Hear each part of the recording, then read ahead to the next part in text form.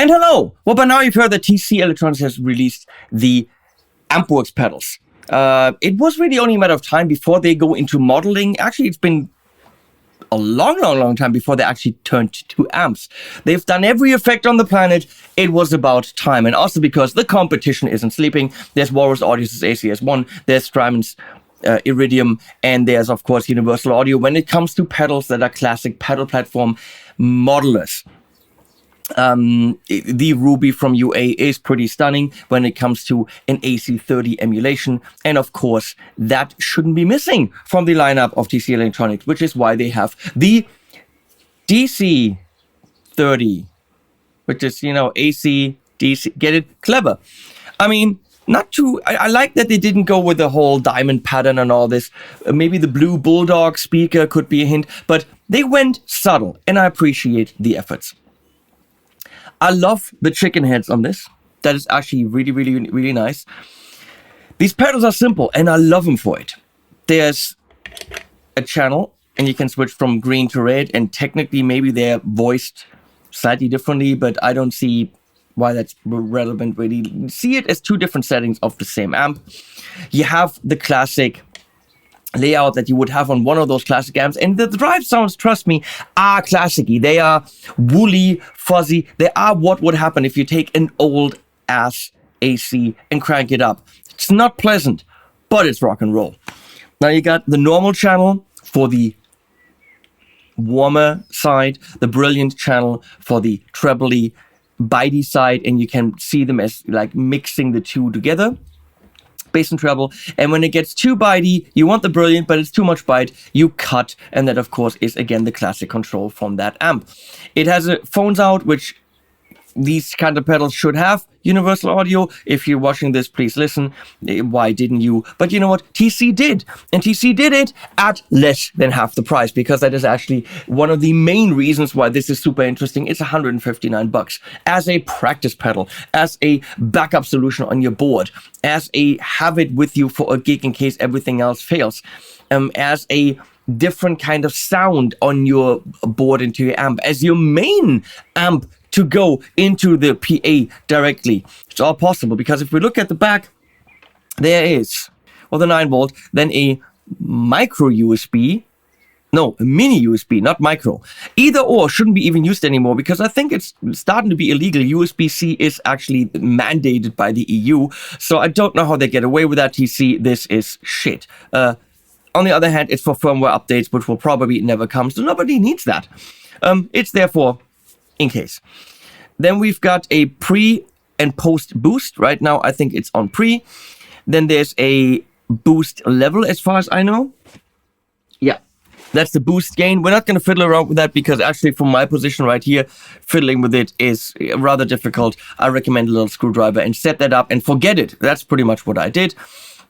Here we have an IR loaded output, so you can go directly into the board as I'm doing right now, or the audio interface. This is the same signal without the IR, so you can actually go into a power amp and then a speaker and enjoy the sounds of that speaker, which we're going to do. And that's the input. That's about it. Channel switching, boost on off. If you don't want it to channel switch but be able to have it bypass, you're pushing both of them at the same time. You got them flickeries. You got them flickeries. That's a word. And then you can actually, as you can see, turn it on and off. We don't want that. We want the two channels. Those are all the functions there are. You learn it in about, well, 4 seconds. I've got the chat breaker from Rev in front of it to see if it runs nicely with drive pedals. We have a delay behind it to show you that time-based effects can be behind it. It's actually wired from the DC30 into this old brand new Boss DM101, which sounds pretty fantastic. Chat breaker is right here from Rev. Brilliant pedal designed by ChatGPT. If you hear any kind of noise like this, that is single coils in front of a monitor. Because now it's gone. It's not the pedal, it's not anything else, it's not a bad guitar. It's a setup where people make YouTube videos. So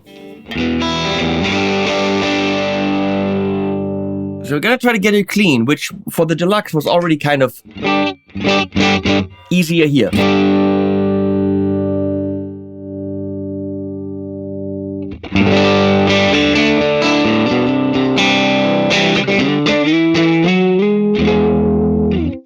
This whole thing is a Shabbat Puma, absolutely stunning guitar made by my good friend Avi Shabbat, so that I play it on videos and say that he's my good friend. That's how that works. That's the kind of friendship I enjoy. Hey Avi, I love you, man. You're awesome.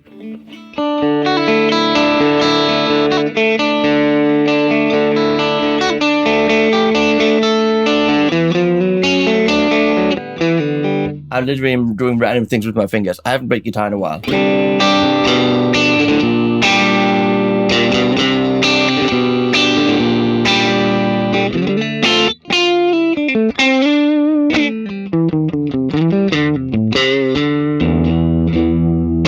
Jangly as fucks. It's fun.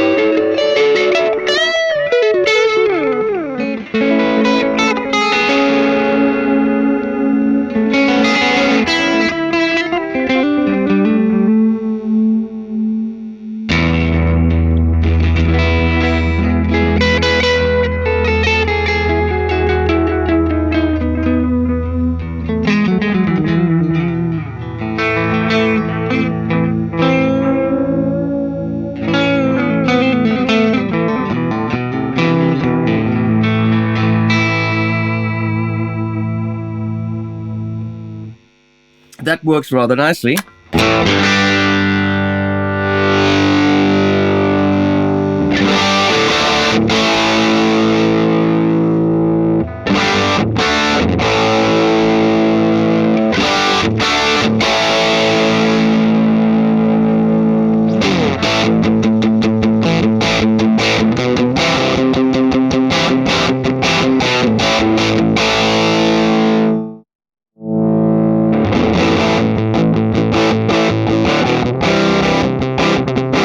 It becomes very woolly.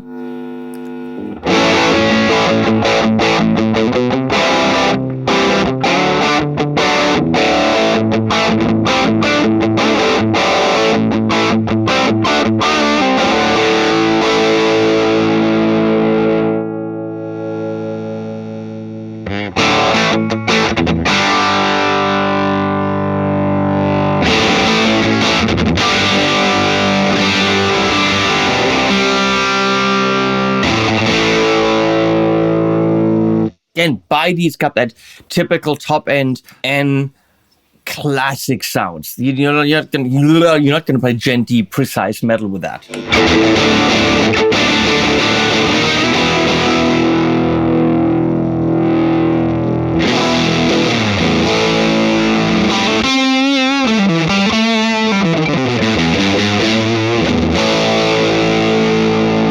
Red channel.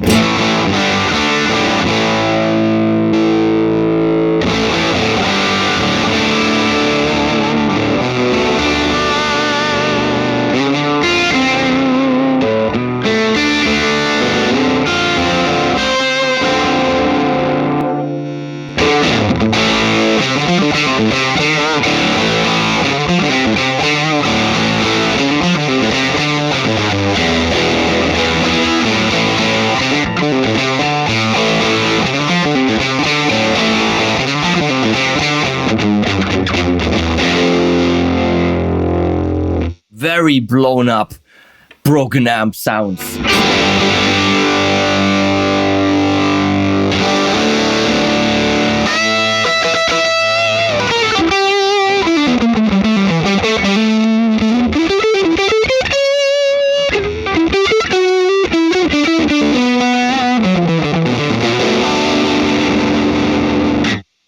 But you can just dial it back.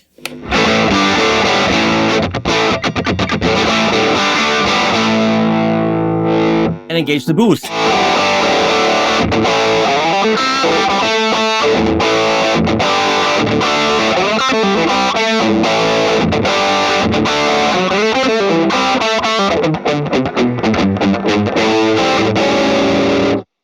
Mid-focus now, frequency shifts.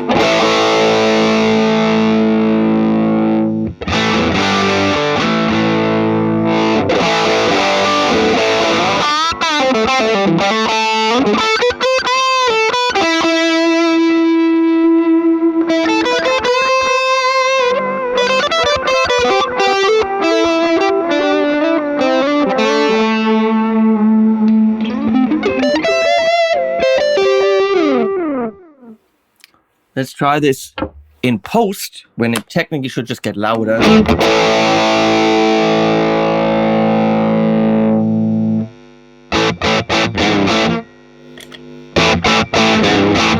And it does, so you have a volume boost if you wanted that. Now we're gonna go set it up as a pedal platform.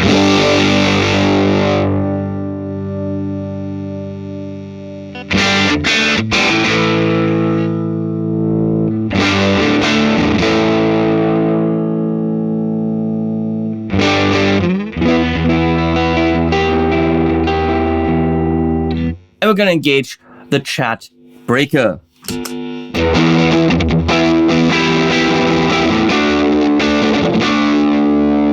Oh, it's got some trouble with that.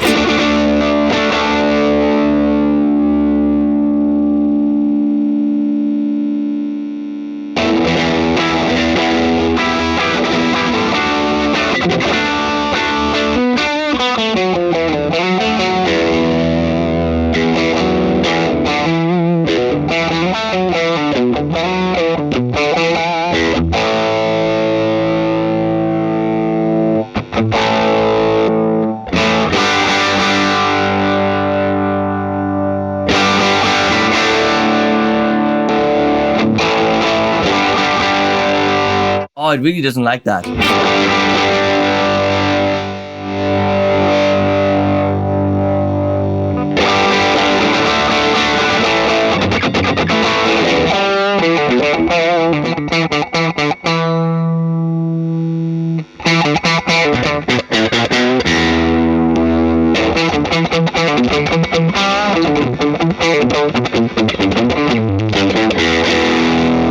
Yeah, it'll work, but you have to find that sweet spot on the pedal. Okay, we're gonna go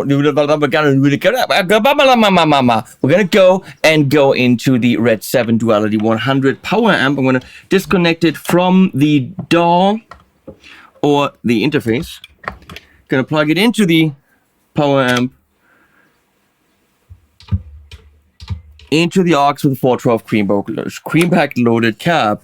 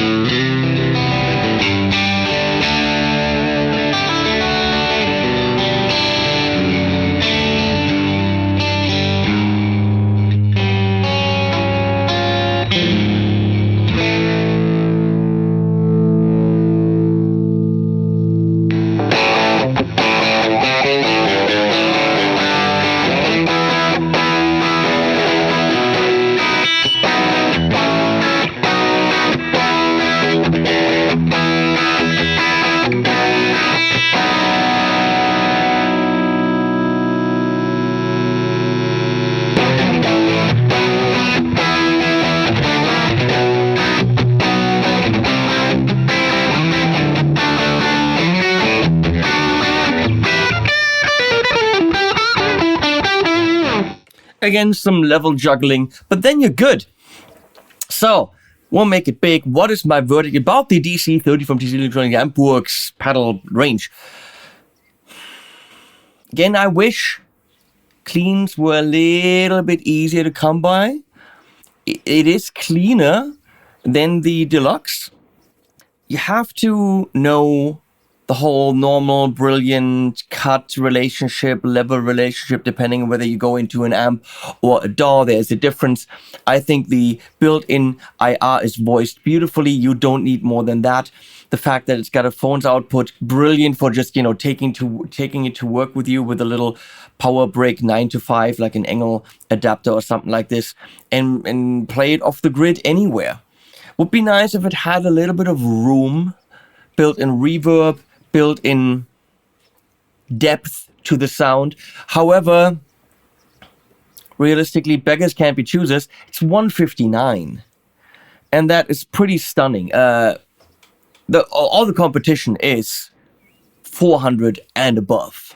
When it comes to pedal modeler that does 1 amp or 2 or whatever, like an Iridium, this does deliver. Is it the best sounding one on the market? It is not. Is it so damn close that it doesn't matter and the price is so enticing that it's absolutely justified? It 100% is. I love the appearance. I love the size. I love the chicken head knobs, the ease of use, the no loading IR bullshit, anything. It's just that's what it is. Put it on the table, make some music. Now the choice is yours. Please follow me on the Instagriddles, subscribe to this channel, that's relevant, and all that other stuff. Use my link. Please use my link if you want to buy it at Sweetwater or Thomann. That absolutely helps me. You don't even know how much it helps me. And thanks for that. And then also animals at the end.